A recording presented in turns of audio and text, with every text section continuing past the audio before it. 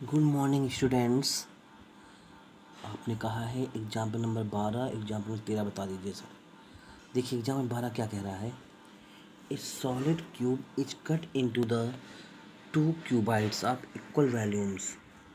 ठीक, a solid cube is cut into the two cuboids of equal volume.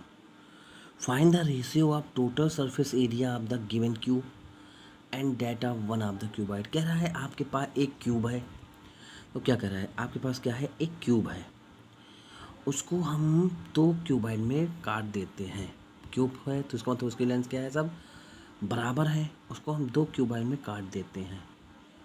तो अगर find the ratio of जो हमने काटा है उनमें से एक कटे हुए क्यूबाइड का surface area, find the ratio total surface area of given cube, जो आपको क्यूब दिया गया था उसका सरफेस एरिया में रेशियो, और जो एक दो काटा है तुमने उसका एक क्यूबाइड का सरफेस एरिया में क्या रेशियो होगा। तो देखो सबसे पहले जब भी आप क्यूबाइड को काटते हैं ये चीज़ याद रखना हमेशा।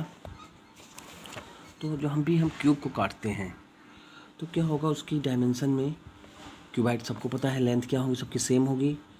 तो और ब्रिथ भी आपकी सेम, हाइट जो है उसकी h/2 हो जाएगी, a/2 मीन्स उसकी आधी हो जाएगी। काट दिया।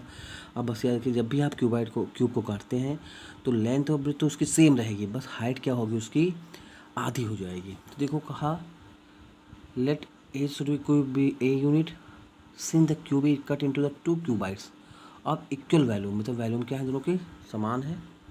ठीक है, ठीक। तो हमने क्या किया है, dimension of each cuboid equal to a unit, breadth equal to a unit and height equal to a/2।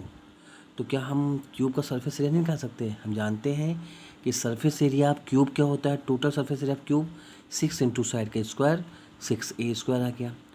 अब हम x1 मान लिया, जो आपने काटा है क्यूब को, क्यूबाइड मिला है, तो total surface area of one cuboid क्या आ जाएगा, 2lb plus bh into HL plus HL, 2lb लंबाई इंटू चौड़ाई प्लस BH चौड़ाई इंटू हाइट प्लस चौड़ाई इंटू लंबाई बराबर कितना दिया है, 4a²। जितना आगे काटो पीटो देखो 4a² आ गया। इन दोनों को रेशियो निकालना, x/s1 equal to 6a² upon 4a², a² cut जाएगा, 3/2 आ जाएगा। ठीक है, this is the answer. Question number 13 क्या कह रहा है, देखो इस सॉलिड क्यूब ऑफ साइड, इस सॉलिड क्यूब है ऑफ साइड 12 सेंटीमीटर। ठीक, एक क्यूब है जिसकी साइड जो उसने दे दिया 12 सेंटीमीटर दे दिया। Is cut into the 8 cubes of equal volume, उसको हमने 8 क्यूब में काटा है। What will be the side of the new cube, क्या नया जो क्यूब बना है उसकी साइड क्या होगी। Also find the ratio between their surface area. कुछ नहीं, हमने क्या किया, let the length of the one side of new cube is x। ठीक है, और then the volume of 8 cube equal to कितना हो जाएगा, 8x³ हो जाएगा, है ना। Then the 8 cube each side, value of cube of side 12 centimetre है, तो 12 का क्यूब आ जाएगा वैल्यूम, है ना, क्यूब का, और 8x³ आ जाएगा। देखो 8 क्यूब का इक्वल, 8 क्यूब का वैल्यूम कितना है, 8 cube equal volume 8x³ equal to 12x³ बड़ा दिया गया है। एक सॉलिड क्यूब साइड 12 सेंटीमीटर, तो इसको भी हमने होल स्क्वायर कर दिया। देखो ठीक है, जो कि भुजा का क्यूब हो जाएगा। फिर क्या हुआ,